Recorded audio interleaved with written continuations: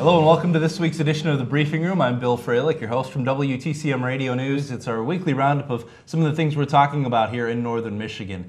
And joining me this week, we've got Mike Misico from the Kalkask Leader. Welcome back, Mike. Thank you, Bill. And James Cooke from the Traverse City Record Eagle. James, welcome back to you. Thanks a lot. Good to see both of you guys. Gosh, an exciting time for even just the casual fan of basketball, it seems, as we saw the NCAA tournament come down to Michigan and Louisville. First off, let's step back a little bit. Mike, last time you were here, you and I talked brackets. Right. Things changed a lot over the course of those 64 teams. Yes, they did. I come here in shame today. None of my predictions came true. So people that followed me at home with my bracket predictions, I'm sorry. I'm getting a lot of hate mail. But you're not paying their pool entry fees. No, not paying entry fees. All right. Listen, and that's the beautiful thing about this tournament. You just really don't know. I would have liked to assumed Louisville would have gotten to this point, to the championship. You have to be crazy if you said you saw Michigan's run coming. But that's one of the things that makes this thing great, is that, a team can get hot, anything can change, and then everything changes, So it was cool. It was a great year, I think, for the tournament. James, how about you? How did your bracket shake out? Not great. I had Miami winning it all, I think, but I did have Michigan in the Final Four. Good call. But not getting farther than that. Right. My Final Four predictions were bad. I had Miami getting to the championship against Ohio State. I think I did too, actually. Yeah, and that was rough. That imploded on me. Yeah. When there's still a week and a half to go and you're already out of the bracket, it's right. A tough pill to swallow. However, I did notice when we finally did get down to Michigan-Louisville, your score prediction, which I saw you post online, was pretty darn close. Right. I predicted a 8-point game. And that's what I thought. It was a great and listen, it was a great championship game. That's everything you want: the drama, the action, all that out of the two top teams at that point. I knew in the end it would come down. And look, both of these great teams offensively, they're red hot. I knew in the end, though, it would come down. It would be close, and it would come down to the wire. Defense, free throw shooting, and Louisville found a way to get it done. So yeah, I'll pat myself on the back for that. Pretty close on the prediction of the score. Yeah, we got close on it. What went wrong, do you think, James? It seemed to me, and I'm much more of a casual observer than either you two guys probably are, but 5 minutes to go and we just started running out of steam. Yeah, I think they tried to ride the Spike Albrecht train a little too long, and that kind of derailed after a little while. Trying to rely on a guy who averaged 1 point a game through the season to carry your offense while Trey Burke was in foul trouble. They could have probably brought Burke back earlier. And they just kind of ran out of gas there, and Louisville even got ahead by one right before half, before Michigan went into the halftime with a 1 point lead. Right. And then Michigan tried to change its game plan a little bit in the second half, and instead of bombing away for the threes that were working in the first half, they tried to take it to the hole and get Louisville guys in foul trouble, and it didn't work. Right. That's just it. I credit Michigan's collapse in the final 3 minutes of that game as the reason that they lost, because they squandered within that 3 minutes a 12-point lead. Louisville went into halftime with momentum, and they came out with that momentum as well. They got their confidence back offensively. Defensively, they're doing a lot of things right, creating turnovers with their press. It's the same kind of formula that Syracuse used in the game prior against Michigan. I think Louisville put it into play, was able to work to their advantage. But yeah, there were a couple questionable things with the coach on the Michigan side, leaving Trey Burke in the game in the end when he should be fouling someone with the ball. He didn't want to foul. Burke didn't want to foul out, so he's not fouling. I counted 22 seconds at least that Michigan blew where they should have fouled, put Louisville at the line, stopped the clock, had a chance to come back. But, it is what it is. It's easy, like I was saying earlier, it's easy to pick apart after the fact. Here's what went wrong. Didn't McGarry end up sitting in down foul most trouble, of the last few minutes too? Yeah, and no one saw McGarry coming. Where the heck did this guy come from all of a sudden? I mean, he had a great run. Foul trouble was costly. He had a bad game in the championship game. He was not a factor. In these games they were winning, McGarry was a main factor in these games that Louisville took him out. And that proved costly as well. But where did McGarry come from? I mean, what's his story? He was the number 2 recruit in the nation coming into the season, everything. So the potential was always there for him to do this. It just in the NCAA tournament he came out. Luckily, he's going to be coming back for another year. He thought maybe once he started doing this that he would jump ship and go to the NBA. But I don't think he's quite ready. Like we talked before, like I don't know that Hardaway or Robinson are quite ready to jump to the NBA either. Trey Burke probably is. But you know. But in the case of Hardaway and Robinson, they seem to be leaning more likely to going ahead and going to the NBA as opposed to McGarry, don't they? Yeah, I'm not really exactly sure. I haven't heard anything one way or the other, but they got to be looking into it, I would think. Right, or at least not shutting the door on it. Right. Yeah. For the reports I'm hearing is that they're leaning towards the NBA draft, declaring for the draft. Look, here's my problem with this. There's Hardaway Jr., there's Glenn Robinson III. Both of them, they come from some pretty nice stock, NBA stock. And from what I'm hearing, their dads are telling them, hey, go to the NBA. Listen, you can't make it on your name alone.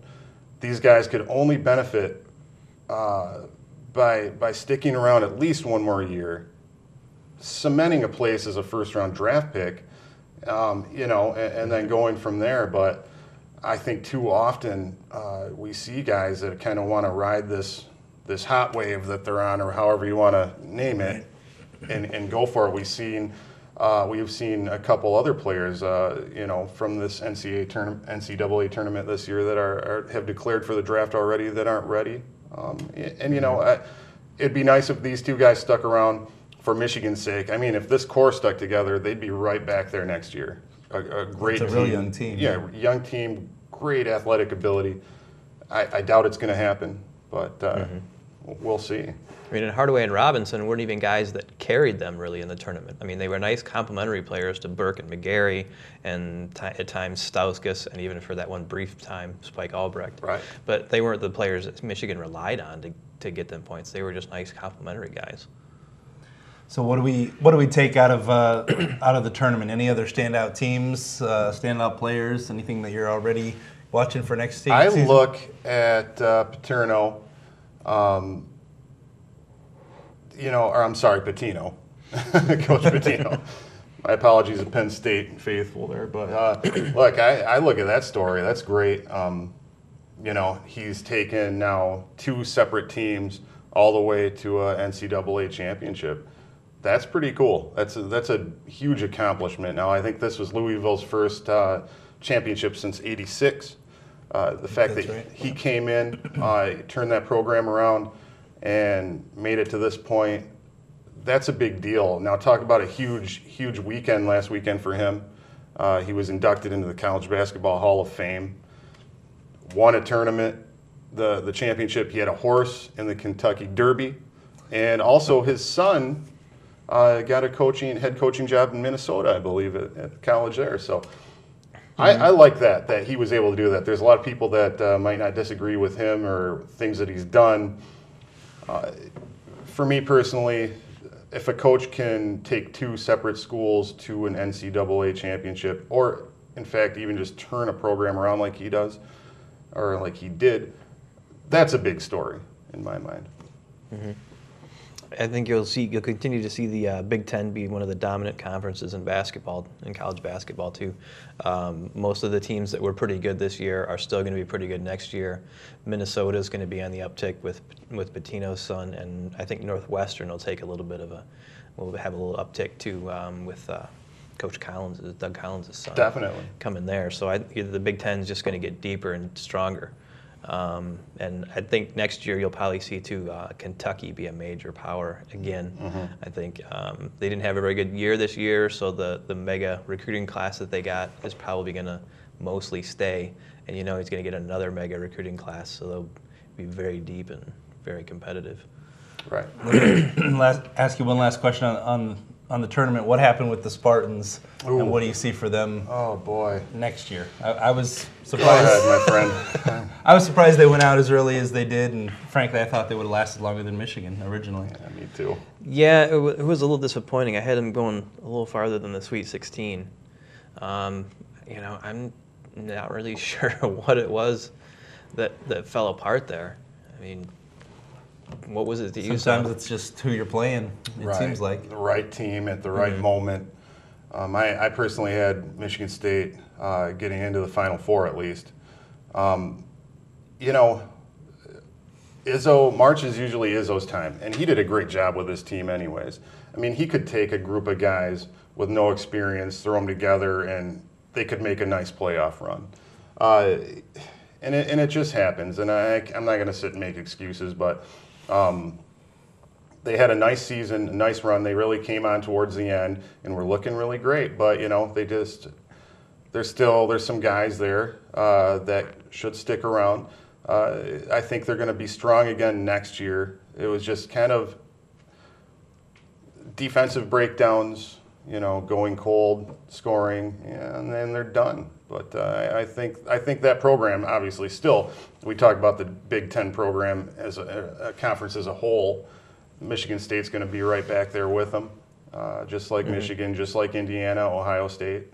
So next year, I expect to see just as many teams in this tournament from the Big Ten. Mm-hmm. And I guess the other thing, too, about Michigan State is that it's not like they got upset. I mean, they lost to a higher seed. Right. Yeah. So I guess it's not that huge of a disappointment, I guess. I mean, it's always a disappointment when you lose and by kind of a margin like that. Yes. But I mean, it was Not a total shock. Yeah. Well, that's just it. And that's the thing, though. Expectations are always so high. So especially in March, especially with Michigan State, that when something like this does happen, the way they kind of bullied their way to that point, had people thinking, wow, this team could get into the Final Four at least, but didn't happen. I was in mourning, but I think I'm getting over it. I'm feeling good now. It's a long process. Yeah, it takes a while. We're going to take a break in just a second, but let me get 30 seconds impressions from you guys about the Pistons as we're still talking basketball. They looked good last night. Barely, yeah. Well, they played Cleveland against a bad team. Right. They battled back and forth with Cleveland. Scored more than 100, didn't they? Yeah. And Drummond just. Right. Drummond, Monroe. Nice game. Drummond and Monroe had a strong game combined. Yeah. Same old thing. I don't know what the problem is there. We got to figure out a way to stop that bleeding. And it's not that they're getting blown out every night. They're staying close with whoever they're playing. And then usually it's just a breakdown somewhere within the wheel. A couple spokes pop off and they're done, but they play close. Yeah. It's that mentality. It's a losing mentality that I think is setting in there. And these guys are just not having the confidence to finish games like we see other teams that have the ability to do. Or do we have a superstar standout, a closer, someone that's going to shoot a dagger at you in the final seconds, for the win? I don't know if we have that. It's a sad state of affairs for the Detroit Pistons. Right now we're just playing for a high draft pick at this point. Mm-hmm. Yeah, I mean, they've got a whole bunch of good players, but they don't have that one player that you want the ball in his hands at the end of the game. I mean, you've got Monroe and Drummond inside that are going to be a pair of guys inside that will be good for, a decade. But, your guards, you've got Knight, Stuckey, Calderon. None of those guys are a Kobe or a LeBron or anything like that. They're all good. No, we've been there before with the Pistons where, we're that blue-collar team, the latest championship years with Billups and all these guys. Mm-hmm.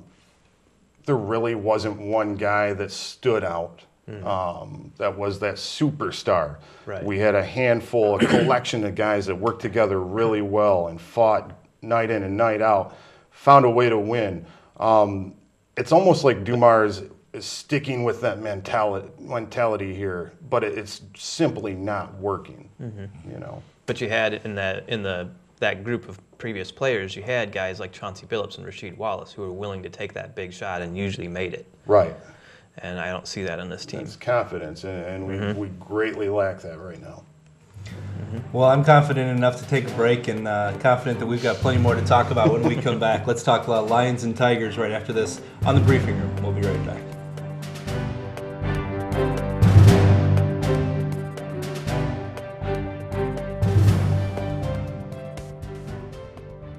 What is Up North TV? It's TV that you do.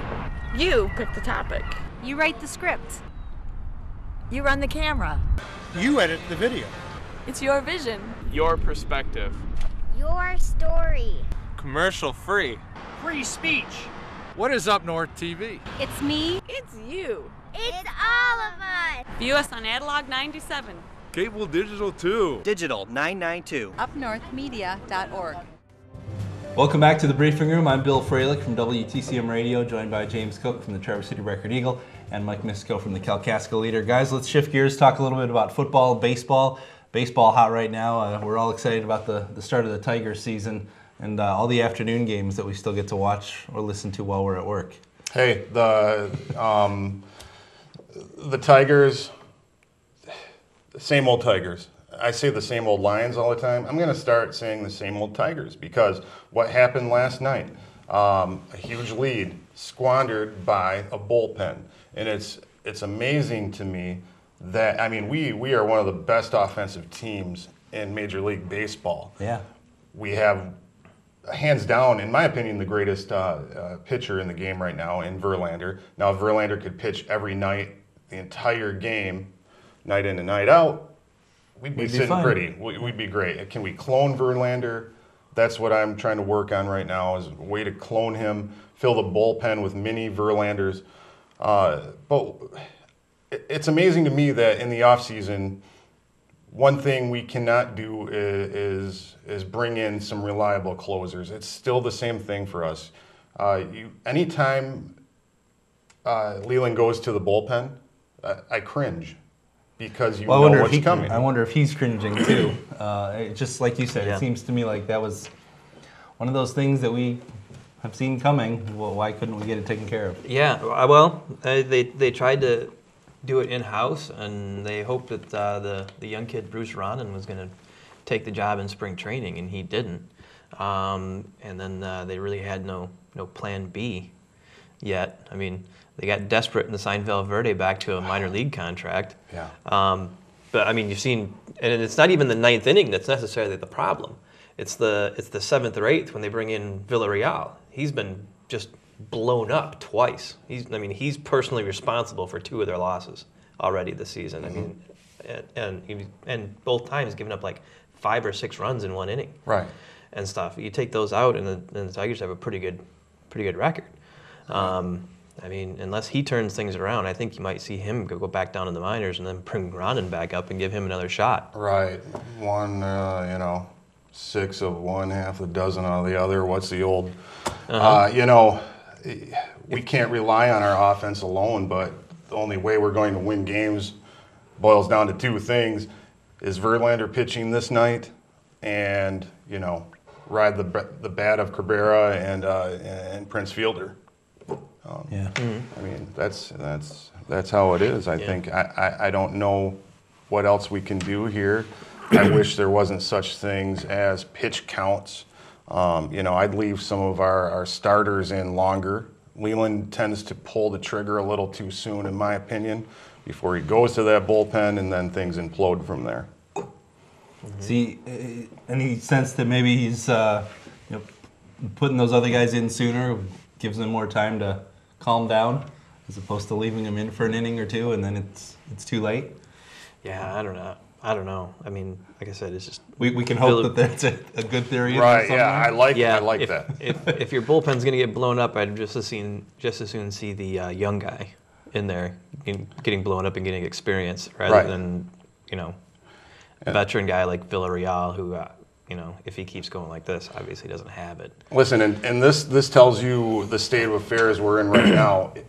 because it wasn't a bad dream. They really did re-sign Valverde. I woke up, and when I heard that, I tried to go back to sleep, hoping I would wake up again later in the day, and it would have all been a bad dream. But it does give them it does give them at least some, I guess, options, and the fact that so many guys are struggling. Maybe what's the downside at this point? Maybe people can change and guess. He fits right in with the rest of them. They're all unreliable at best when you bring them in with with a lead. I guess it can't hurt. Throw him out there, and maybe he's a changed man. Does the first, 2 weeks into the season, are you more or less optimistic than you were on opening day at this point? Well, probably a little bit less just because of that bullpen. But I mean, for the most part, Dotel and Albuquerque and Benoit have been pretty decent. Sure. It's been the rest of the bullpen that's kind of let you down. I bet you that Dombrowski has Brian Wilson on speed dial. He's free agent closer and World Series MVP from the Giants and everything. Yeah, I just keep hoping that the Tigers call him up and say, "Hey, when can you get your arm back in He's a loose cannon, but he did great things in San Francisco.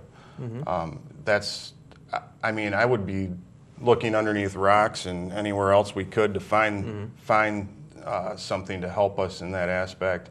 It is early, like you said, a couple weeks into the season. I don't take too much out of this because there's 100 and some games left to be played, but. So I don't take a whole lot out of it. But from what there's time. There's plenty of time to right the ship at this point.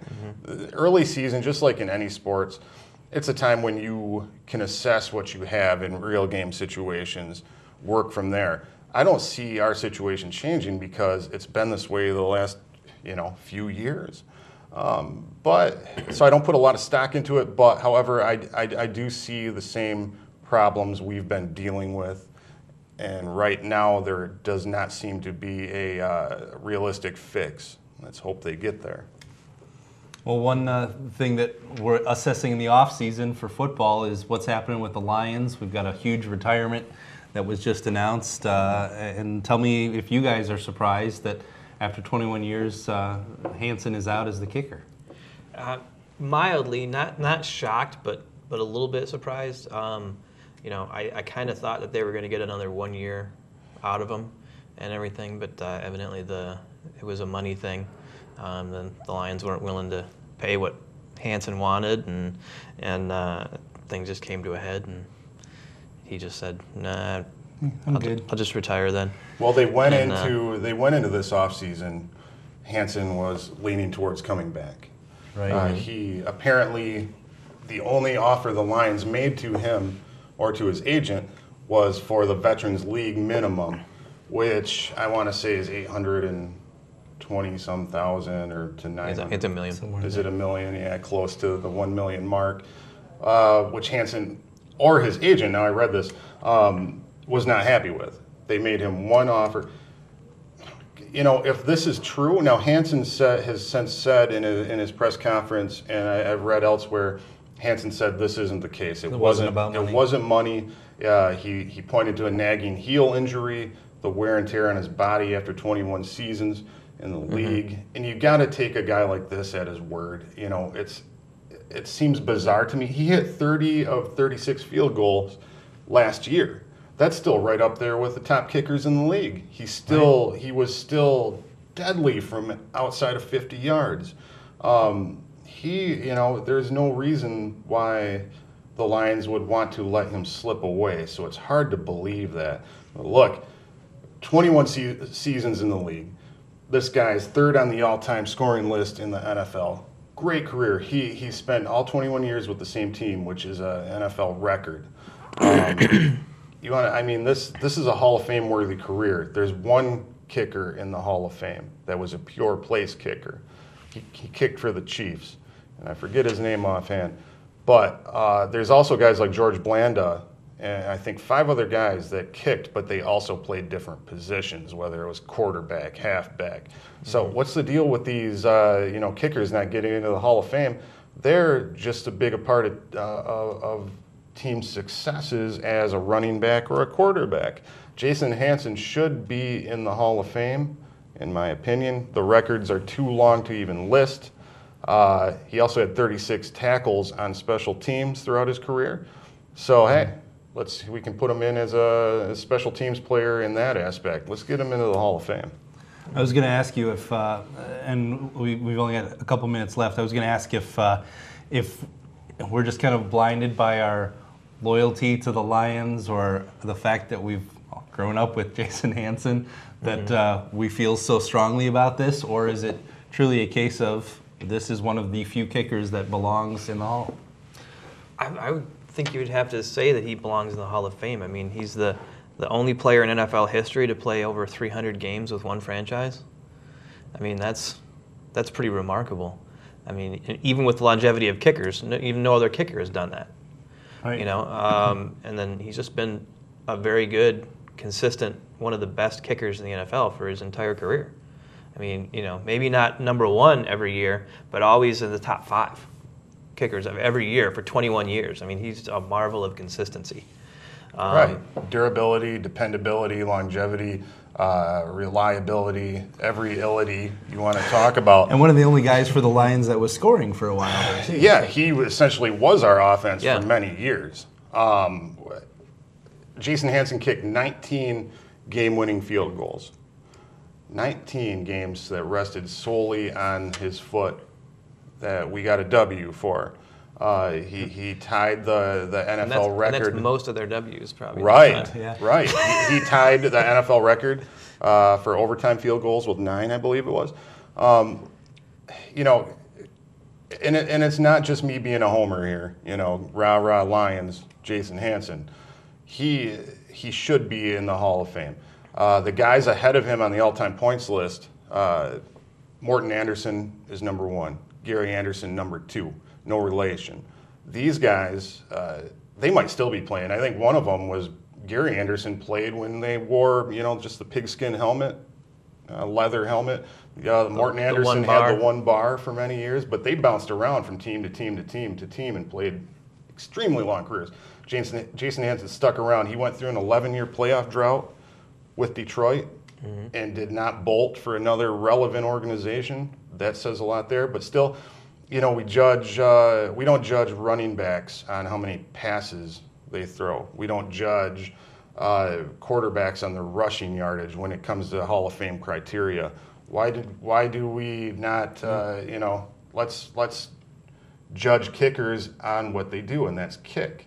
And they are a very valuable part of a game, of these games. Look at Adam Vinatieri. We wouldn't be talking about Bill Belichick and Tom Brady in the same way we do if it wasn't for Vinatieri kicking these field goals in the Super Bowl. Put them in. Well, we'll judge the content of this conversation by the fabulous guests we had this week. I want to thank you, James Cooke and Mike Misico, for joining us on the briefing room this week. I'm Bill Froehlich, and I appreciate you tuning in. If you tuned in late, just watch the rebroadcast or check us out online. Thanks, guys, for coming in, and we'll see you again next week.